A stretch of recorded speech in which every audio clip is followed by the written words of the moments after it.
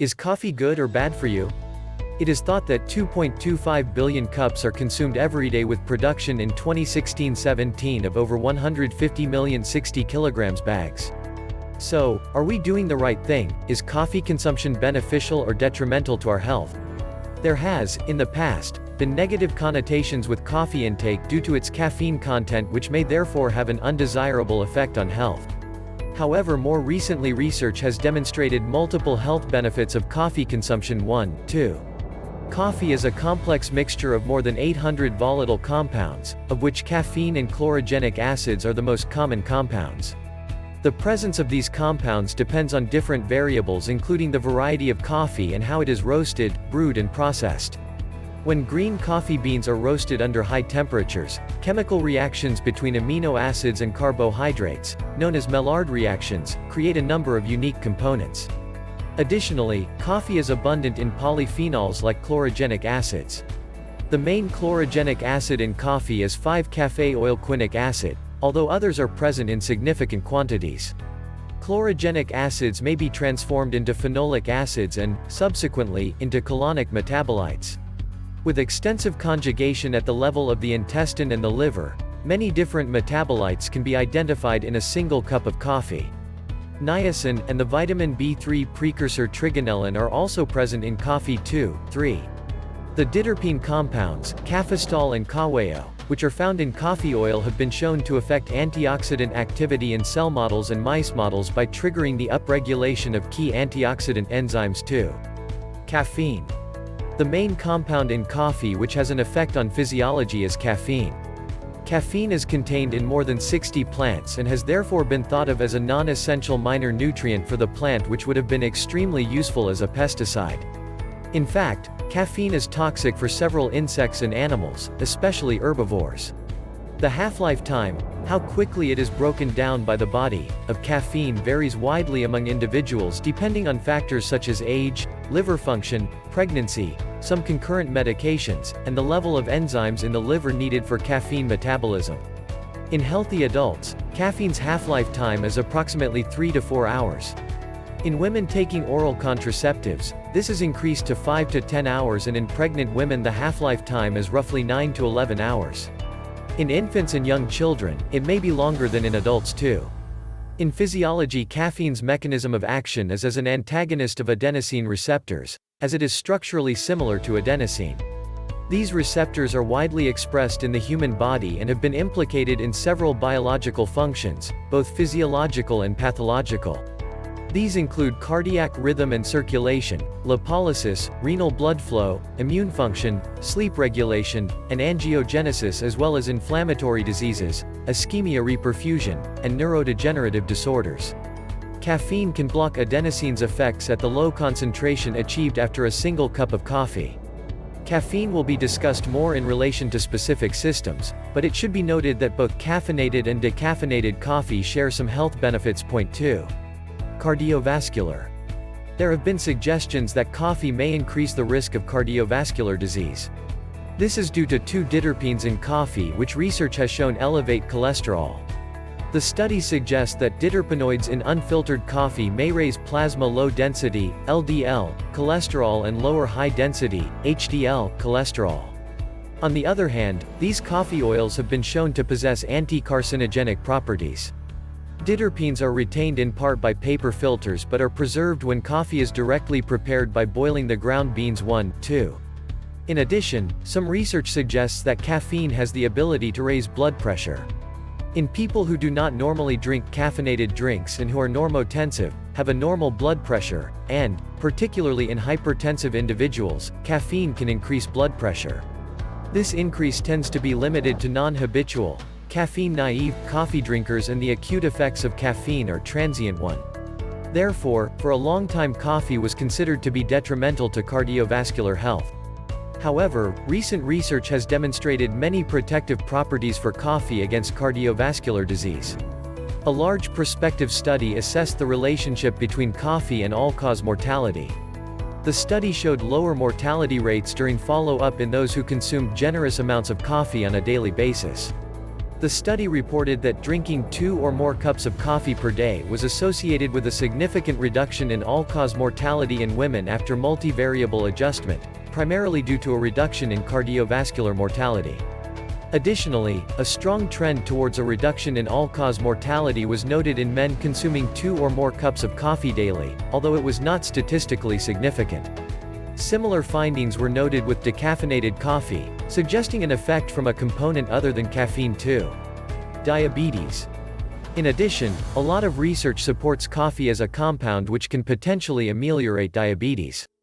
Compared with no coffee consumption, 6 cups per day of coffee was associated with a 33% lower risk of type 2 diabetes.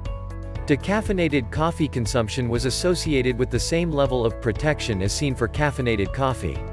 There may be a few mechanisms of action by which coffee is protective for diabetes. These include 2.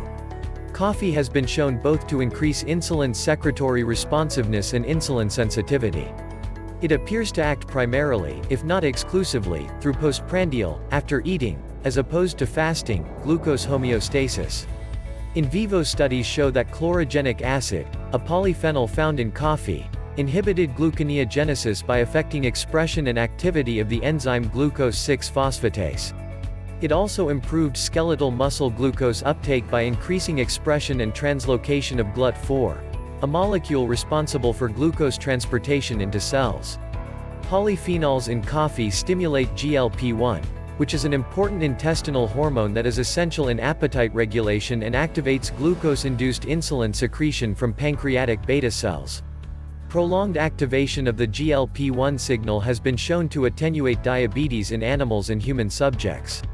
A recently published randomized study found that consumption of 5 cups of coffee per day increases adiponectin, compared with no coffee consumption. 0.21 increased plasma adiponectin concentrations leads to decreased insulin resistance.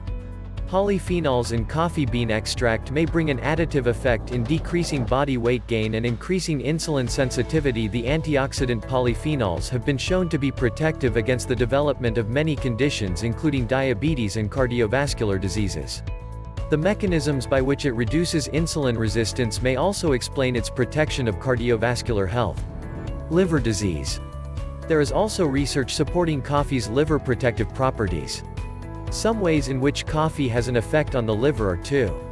Coffee intake of more than 2 cups per day in patients with pre-existing liver disease is associated with a lower incidence of fibrosis and cirrhosis, lower hepatocellular and carcinoma rates, as well as decreased mortality. A strong inverse relationship was demonstrated in patients with alcoholic and non-alcoholic cirrhosis and drinking more than 4 cups of coffee per day. Additionally, this intake was shown to elevate serum enzyme levels, especially in those who drank large quantities of alcohol.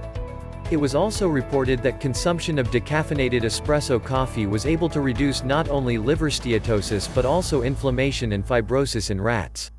Chlorogenic acid seems to be effective in suppressing TCBQ-induced oxidative stress. TCBQ is a metabolite of a widely used wood preservative and an inducer of oxidative stress, therefore possessing a hepatoprotective nature.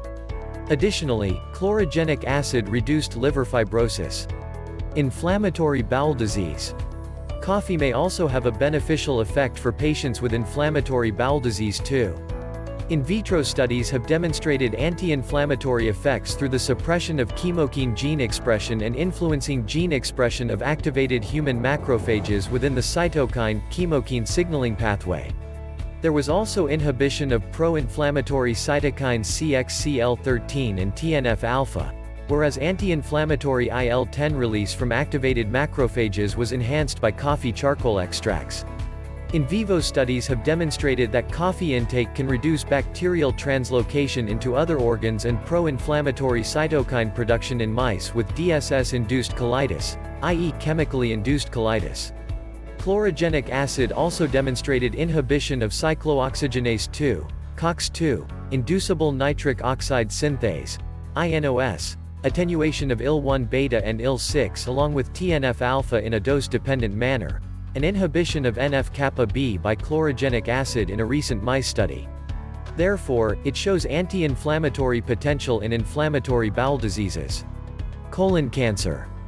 There is an inverse relationship with coffee consumption and colon cancer risk. It is thought this may be via diterpenes, which possess antioxidant properties. They have also been shown to reduce the formation of DNA adducts * by several genotoxic carcinogens, including, in particular, ones which are associated with colon cancer. Research suggests that diterpenes can promote the elimination of carcinogens and improve antioxidant status and therefore may be protective for other cancers. 4. Neurodegenerative diseases and cognition. There may be some negative effects of coffee on cognitive health, specifically it may increase anxiety. However, most research has shown that coffee consumption increased anxiety, in a dose-dependent manner, in males but not in females.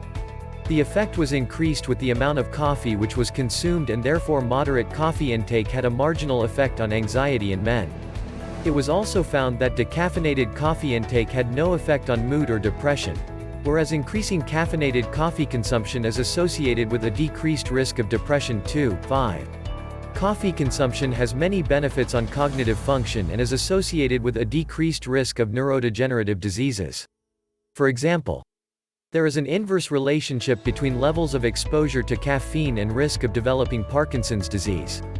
In the CAIDE study, CV risk factors, aging and dementia, coffee drinking of 3 to 5 cups per day at midlife was associated with a decreased risk of dementia, Alzheimer's disease, AD, by about 65% at late life. Participants were followed up at an average of 21 years and demographic, lifestyle and vascular factors, and depressive symptoms were adjusted for. The effect of coffee on cognition may be mediated by its antioxidant capacity and its effects on increasing insulin sensitivity. Exercise and performance enhancing. Meta-analyses of data suggest that caffeine ingestion improves exercise performance in a broad range of exercise tasks.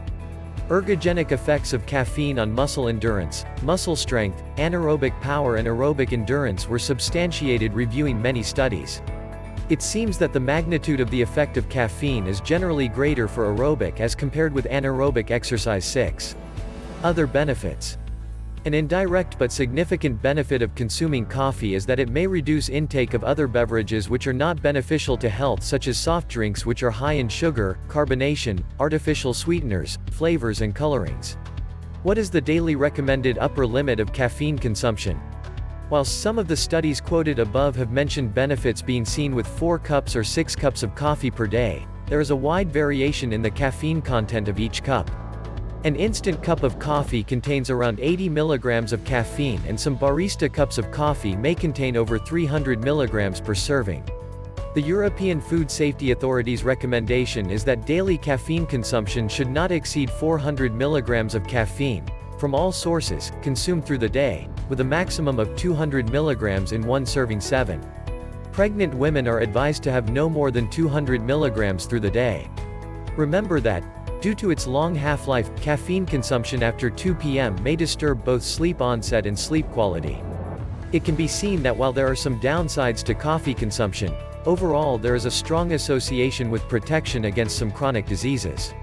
It should also be noted that the majority of the negative research has been seen in very high caffeine consumption and therefore moderate coffee consumption of approximately 2 to 4 cups per day has been shown to be largely beneficial to overall health and well-being. It should be noted that some individuals are particularly sensitive to caffeine and high coffee consumption may therefore not be appropriate. In these cases it can still be beneficial to consume decaffeinated coffee which has demonstrated most of the same health benefits, and in some cases additional benefits, to that of caffeinated coffee. 2. 3.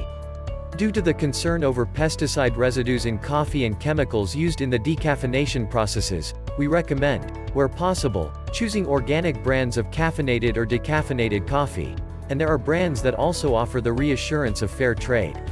We'd love your comments on this article. It's easy, just post your questions, comments or feedback below. Thank you for watching.